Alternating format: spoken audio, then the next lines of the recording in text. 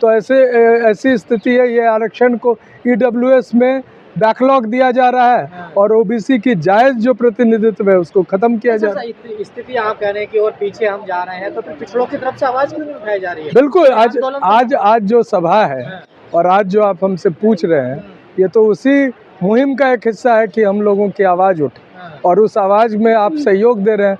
तो मैं आप लोगों का भी आभारी हूँ कि आपके माध्यम से तमाम दर्शक और तमाम ओबीसी के लिए और संविधान के लिए, उनके हक के लिए लड़ने वाले लोग हैं जो सर, आज तो बड़े बड़े प्रोग्राम होने चाहिए थे, बड़े बड़े नेताओं को सामने आना चाहिए था ना सर। देखिए, शायद आप सही कह रहे हैं, बड़े नेता में जो ओबीसी के नाम पर चुनाव जीतते हैं उनके ये जिम्मेदारी है कि वो अब आगे आए।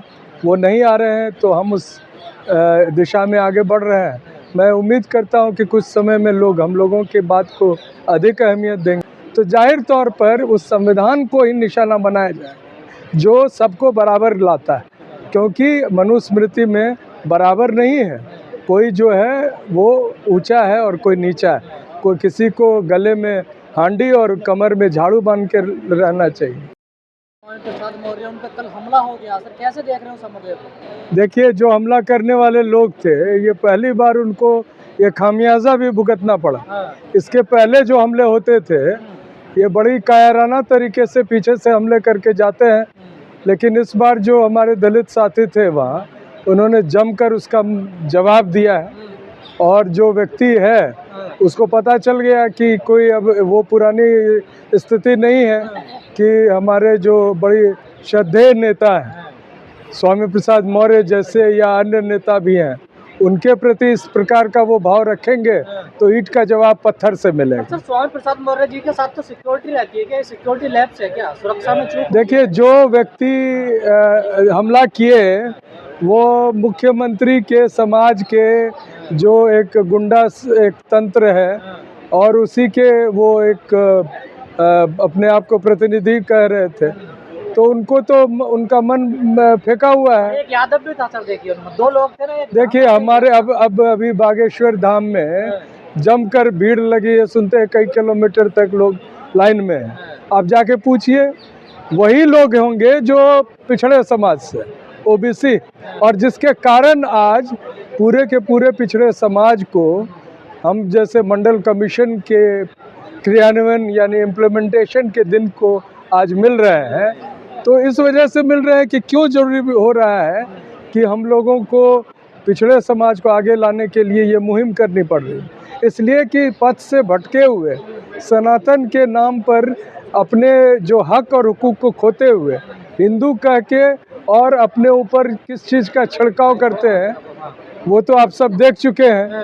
तो ऐसी स्थिति में ये तय करना होगा कि हम वाकई में हिंदू हैं या हम पिछड़े समाज के हैं, वो समझ नहीं रहे। जैसा सर आपने कहा, हमलावर भी तो यही कह रहे हैं कि सनातन के खिलाफ बोलते हैं, सनातन को बदनाम कर रहे हैं स्वामी प्रसाद मौर्य। नहीं, तो हम तो ये कह रहे हैं कि कौन से सनातन, कैसा सनातन? आप तो हमको पिछड़े मानते हैं, आप तो उस चीज़ का छिड़काव करवाया है जिस चीज़ को आप पवित्र मान रहे थे, शायद आप लोग नहाते होंगे उससे, लेकिन हम लोग के लिए तो बड़ी अपमानजनक चीज़ थी।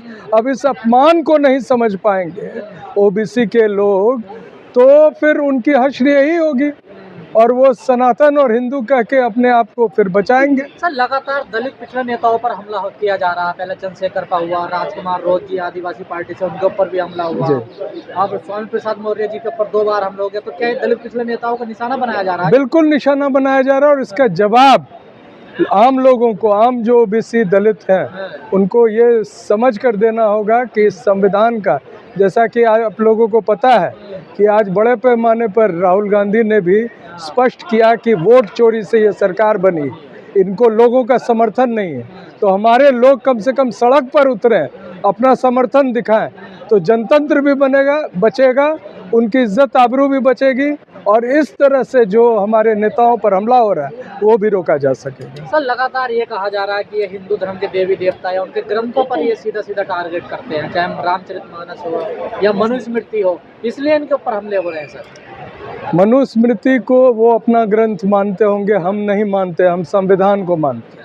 और जो लोग मनुस्मृति को अपना ग्रंथ मानते हैं, अगर उनको लग रहा है कि संविधान मानने से उन पर हमला हो रहा है, तो वो उसके लिए हम भी तैयार हैं। देखते हैं आगे क्या होता है। सर, जैसे आपने कहा कि आज हम जो रिजर्वेशन ओबीसी है, जो मंडल आयोग की बातों को हम आज लागू कर रहे हैं, क्या कहना चाहोगे सब? क्योंकि देखिए, आज 35 साल हो गए जब मंडल कमीशन लागू हुआ। एक प्रावधान 1990 में आदरणीय हमारे प्रधानमंत्री, जिसको आज तक हम लोग अपने प्रधानमंत्री तौर पर मानते हैं, वीपी सिंह, उन्होंने लागू किया। खास बात क्या थी? देखिए, वीपी सिंह के समय में सिर्फ मंडल कमीशन नहीं लागू हुआ, उसके साथ साथ बाबा साहब भीमराव अंबेडकर को भारत रत्न की उपाधि दी गई। वीपी सिंह के समय ही नेल्सन मंडेला को भी एक तरह से उनका सम्मान किया गया इस देश में। और साथ ही जो मुसलमानों के जो सबसे अहम उनके जो उनके धर्म के लोग हैं, उनके सम्मान में छुट्टी का डिक्लेरेशन हुआ। तो वीपी सिंह के समय में मंडल कमीशन लागू हुआ। 35 साल बाद ये जो सरकार है, भारतीय जनता पार्टी आरएसएस की, ये सुई को उल्टा घुमाना चाहते हैं। ओबीसी आरक्षण को ईडब्ल्यूएस के नाम पर छीना जा रहा है और लगातार ये प्रयत्न जारी है। और ये बात भी अगर ओबीसी के लोग नहीं समझ पाए, तो मैं समझता हूँ उनको जो आरक्षण भी दिया जा रहा है वो गलत दिया जा रहा है। अगर गलत बता रहे हैं ओबीसी को जो आरक्षण नहीं, मैं कह रहा हूँ कि अगर वो समझ नहीं पाएंगे, क्योंकि जब उनका अपमान होगा तभी उनको लगेगा कि हमारे लिए ये प्रावधान सही है। तो क्या उनको ये समझ नहीं है कि जो देश में स्थिति है और जिस तरह से आरएसएस और भारतीय जनता पार्टी दलित, पिछड़े, आदिवासियों और महिलाओं को लगातार निशाना बना रहे हैं, तो उनके लिए ये समझना जरूरी है कि इस आरक्षण के माध्यम से देश की सत्ता और संसाधन में वो हक अपना लें। 35 साल में कोई बदलाव नहीं हुआ क्या? 35 साल में तो स्थिति और खराब हो गई। मैं तो यही बोल रहा हूँ कि जो 35 साल में प्रतिनिधित्व 54% पिछड़े वर्ग का बढ़ना चाहिए था, वो बढ़ा नहीं है, बल्कि भारतीय जनता पार्टी के शासन में ईडब्ल्यूएस के नाम पर वो और घटा है, घट गया है सर। बिल्कुल। और ये चीज़ हम देख रहे हैं कि सिर्फ जो आप देख रहे होंगे, ये लैटरल एंट्री क्या है? पंडितों के लिए एक प्रावधान, कॉरपोरेट के दलालों के लिए प्रावधान। तो ऐसी स्थिति है। ये आरक्षण को ईडब्ल्यूएस में बैकलॉग दिया जा रहा है और ओबीसी की जायज़ जो प्रतिनिधित्व है उसको खत्म किया जा रहा है। स्थिति आप कह रहे हैं कि और पीछे हम जा रहे हैं, तो फिर पिछड़ों की तरफ से आवाज़ क्यों नहीं उठाई जा रही है? बिल्कुल।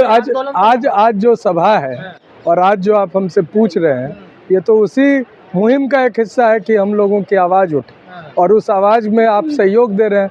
तो मैं आप लोगों का भी आभारी हूँ कि आपके माध्यम से तमाम दर्शक और तमाम ओबीसी के लिए और संविधान के लिए, उनके हक के लिए लड़ने वाले लोग हैं जो आज तो बड़े बड़े प्रोग्राम होने चाहिए थे, बड़े बड़े नेताओं को सामने आना चाहिए था ना सर। देखिए, शायद आप सही कह रहे हैं। बड़े नेता में जो ओबीसी के नाम पर चुनाव जीतते हैं, उनके ये जिम्मेदारी है कि वो अब आगे आए।